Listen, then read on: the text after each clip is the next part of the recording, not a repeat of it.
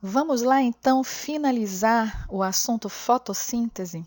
Nessa aula, nós iremos falar um pouquinho sobre como existem diferentes tipos de plantas em relação ao modo que elas usam para fixar o carbono atmosférico lá através do ciclo de Calvin. E também vamos falar sobre os fatores limitantes da fotossíntese. Vamos lá. Começando com essas diferenças, né, entre algumas plantas no modo com que elas vão fixar o carbono nos seus tecidos, que a gente chama de fixação do carbono. A fixação do carbono ocorre no ciclo de Calvin, né, quando aquelas moléculas de CO2, de gás carbônico, entram na planta através das folhas e entram lá no ciclo de Calvin para que a planta possa completar aí o processo fotossintético. E esse carbono que vem junto com o gás carbônico é fixado lá quando ela produz os compostos orgânicos como a glicose, como já foi mencionado na aula anterior. Então eu tenho diferentes plantas, né, que são classificadas de acordo com esse modo de fixação do carbono. Eu vou ter as plantas C3, C4 e CAN. A planta C3 ela é chamada assim porque lá no ciclo de Calvin é formado o ácido 3-fosfoglicérico, né? Então, por isso ela é chamada de C3. Quando o gás carbônico entra, né, no processo lá do ciclo de Calvin para produzir a glicose, vai ser produzido esse ácido. Essas plantas, elas gostam de temperatura e luminosidade moderada, né? A taxa de fotossíntese das plantas C3, ela tem o seu pico máximo em taxa de luminosidade moderada. Ela não precisa de muita luminosidade para fazer fotossíntese. Então, quando a gente vai numa floricultura, por exemplo, comprar alguma planta, o pessoal que trabalha nesses locais, eles perguntam logo, você vai colocar essa planta onde? No sol direto, na sombra, meia sombra? Porque existem essas diferenças, né? As plantas, elas só utilizam aquela quantidade de luminosidade necessária para elas fazerem a fotossíntese, né? Não adianta eu colocar uma planta que faz fotossíntese bacana na sombra, colocar no sol direto, né? Isso não vai fazer com que ela faça mais fotossíntese. No caso, a planta C3 é um exemplo disso, né? São plantas que não necessitam dessa intensidade luminosa muito forte para ter, né, taxas fotossintéticas altas. Só que essas plantas elas precisam de grandes quantidades de água. Elas perdem muita água durante o processo de fixação do carbono. Geralmente essas plantas elas são associadas a florestas, né? A floresta amazônica, por exemplo. Uma planta de floresta em que a copa é muito fechada, não chega quase luminosidade no solo da floresta, mesmo assim ela consegue fazer a fotossíntese porque ela não precisa do sol direto. Mas ela perde muita água, né, através dos seus estômatos, por isso elas são chamadas, né, de plantas borrifadoras de água, né? Elas emitem muito vapor d'água para a atmosfera. E aí elas promovem aí o resfriamento, né, do nosso planeta, são grandes ar-condicionados do nosso planeta e por conta disso estão atreladas à grande biodiversidade. As plantas C4, elas vão formar ácido oxalacético durante o ciclo de Calvin. O ácido oxalacético tem 4 carbonos, por isso plantas C4. São plantas de sol direto. Essas aqui gostam de sol durante todo o dia, não tem problema nenhum. São geralmente plantas de um clima mais árido, né? E a temperatura e intensidade luminosa tem que ser intensas. Elas perdem menos água, né? É porque os seus estômatos só abrem durante a noite e aí ela evita essa perda de água durante o dia quando está mais quente. Por isso, elas não necessitam de tanta água assim, né, no processo fotossintético. E as plantas CAN vão formar ácido málico. Esse Mzinho aí é do málico, né, durante o processo fotossintético. Essas aqui são daqueles ambientes áridos, né, que as plantas estão mais espaçadas, com pouquíssima disponibilidade de água. Também são plantas de sol, como as plantas C4.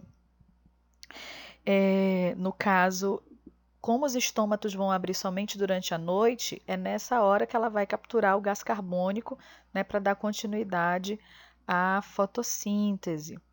Essas plantas também são chamadas de crassuláceas, né? O ácido málico aí é o ácido das crassuláceas. Por isso a gente chama de CAN ou MEC, né?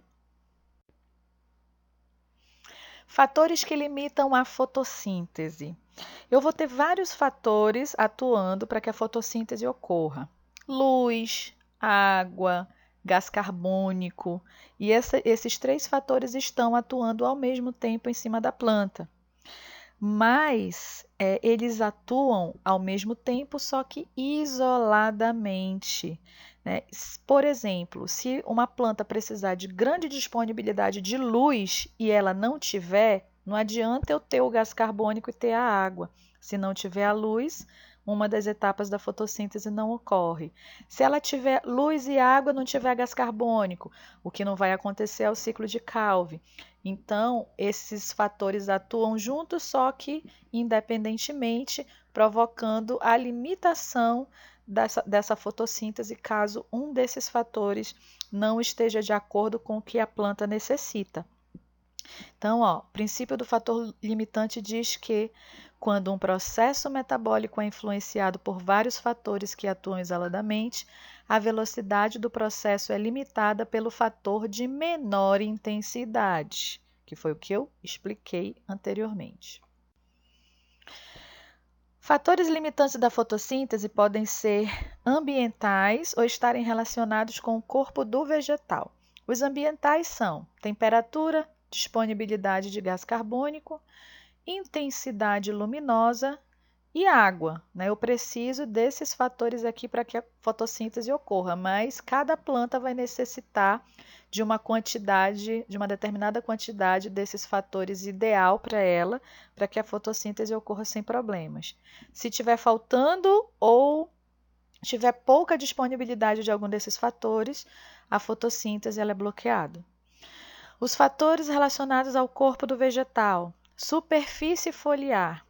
As plantas da nossa floresta amazônica, elas são plantas com folhas bem largas. Por quê? Porque chega pouca luminosidade no chão da floresta. Então, quanto mais larga essa folha for, mais chances ela tem de capturar o máximo de luminosidade que chegar até ela para ela fazer a fotossíntese. As folhas pequenas são geralmente, né, folhas menores, reduzidas, são próprias de um clima mais seco, de sol direto.